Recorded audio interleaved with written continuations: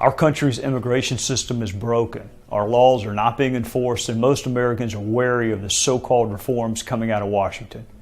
For nearly 30 years, Americans have been promised a secure border and an immigration system that works for all Americans. Those promises have not been kept, and both political parties bear responsibility for that.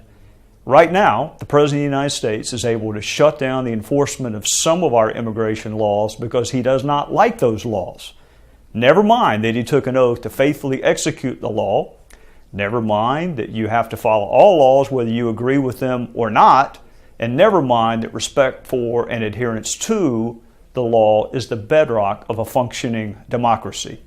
As we move toward an immigration system that works for all Americans and a system worthy of your respect, we should keep in mind the primary function of government is the safety and security of the American people. That is true on the national level with national defense. It is true on the state and local level with law enforcement and police officers.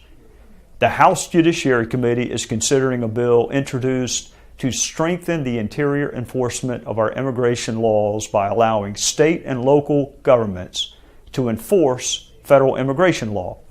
In doing so, we remove the ability of this or future presidents of either party to systematically shut down portions of the law to suit their political purposes.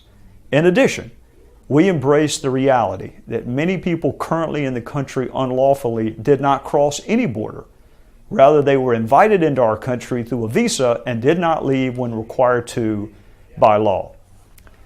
I want you to keep something in mind as we consider allowing state and local law enforcement to assist our federal ICE officers in enforcing our immigration laws and preserving the safety and security of our border and our interior. We trust state and local law enforcement officers to enforce every category of law, from murder to child sex cases to narcotics trafficking. Who do we call when we hear noises outside of our house in the middle of the night? Who do we trust when the sanctity of our homes is violated or our personal property is stolen or damaged? Who do we trust when it comes to investigating crimes involving children, the elderly, those who cannot speak up for themselves because of age or infirmity? Who patrols our local streets and provides security at our schools? Who do members of Congress, for that matter, call when they are in their districts and they need security for a town hall or a public event? State and local law enforcement. That's who we call. If we trust them to do all of that, if we trust them with every category of crime and enforcement, surely we should give them a role in enforcing our country's immigration laws. To learn more about this bill, visit judiciary.house.gov.